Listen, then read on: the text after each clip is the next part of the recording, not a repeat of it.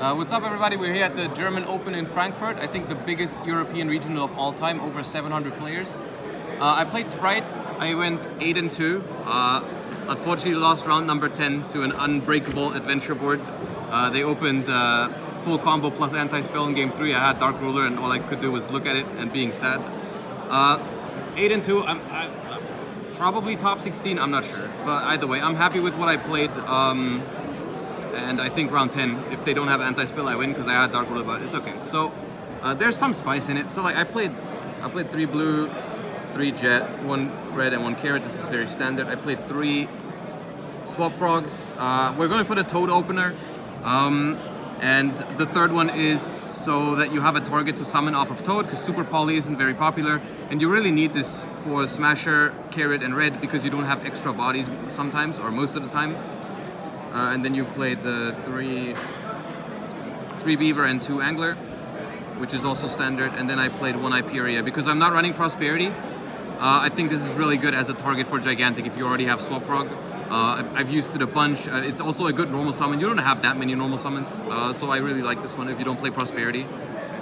And then this is where it gets a little bit unusual. I played 3 Lubellions alongside 3 Magnamut, 3 Druisworm, and 1 Saronir. So this is standard, but this one I felt like was really good because the way this deck loses to tier is like you can stop it most of the time because I play more hand traps. We can stop it from playing almost every time for the first turn, but then you end up losing the grind game to cards like Sulliak or Scream. And what you do with Lubellion is you always have Magnamut, which is the strongest card in the grind game, and you can loop the Magnamut with Swap Frog. So if you go first, this deck to Ishizu tier, you basically can't lose if you open Magnamut and combo, because you go Magnamut effect, Swap Frog, bounce Magnamut, and then end phase you basically have these 2 for next turn plus your board. And going second it's not even that bad. You side it out, but like game 1 you stop them from playing a little bit, then you Lubellion for Magnamut, and that's how you can win the grind game. Because like I think Magnamut is the best card this format, so I decided to play 6 copies, especially with the synergy with Swap Frog. I think it's insane.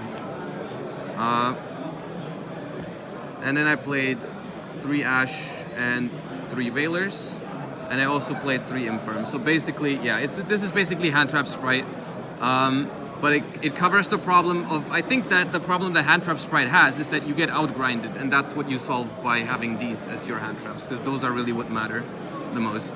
Sometimes you can even bounce these with Swap Frog, but it's of course like a lot better if you have the Magnamut access. So overall against tier you have game 1 you have 16 hand traps.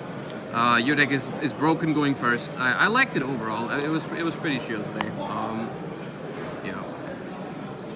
And then the last cards are just this.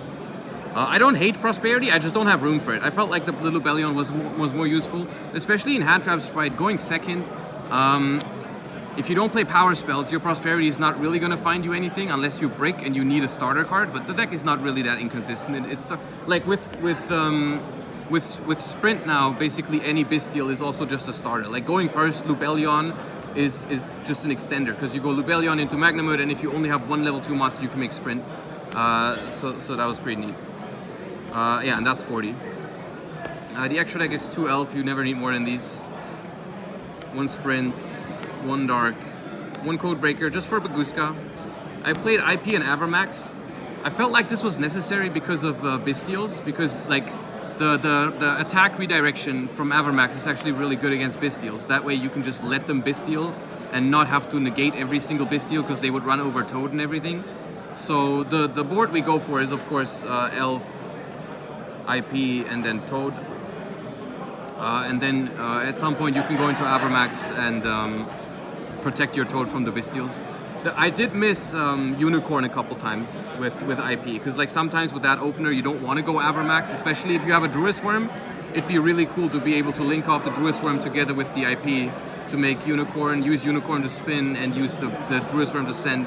But I didn't have anything I wanted to cut. I felt like Baguska was too much of a problem to cut this, and everything else really came up too much. So yeah, that's the one card I'm missing in the extra deck. So I'm playing 2 Gigantic Toad.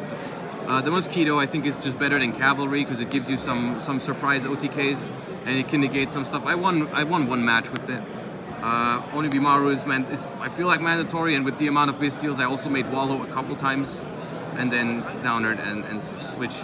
I think this is the card I summoned the least out of the extra deck. These, so maybe I don't feel like you can cut it, but I really want Unicorn. But yeah, that's all. So that's the extra deck, and then the side deck is 3 Fenrir. I don't have that much in the side deck for Ishizu Tear because we already have the main deck for it. I'm just siding 2 more Bystials. I'm not playing Shifter because I think Shifter is good, but Shifter requires you to play more than just 3 Shifter. You have to play in the extra deck. You have to fit Cat Shark basically, or you have to side what's it called, Gamma Burst. And I didn't have room in the extra deck, and I also didn't want to commit 4 slots in the side deck to a matchup where I already have everything in the main. So I decided to just play Sorone on top. And Ishizu Tear is honestly fine, sometimes especially going second. If you play like 9 Bystials and a bunch of other hand types, is fine. And I played this little guy because it's a tuner. This is another card that I don't see many people use. I decided to play this alongside Dark Ruler. It was Raigeki for a while, but I think this is just as good against Flunder. Sometimes it's even better because it leaves the birds on the field, so they can't take them back. Like you book the Empin, and then they can't like Tokan it back, for example. But it's just better than Raigeki in a lot of other matchups. Like it's way better against Tier. Because it turns off Rule Kalos, it turns off Kaleido Heart, it turns off Saliak. If they don't have Crime, basically, it turns off Baguska.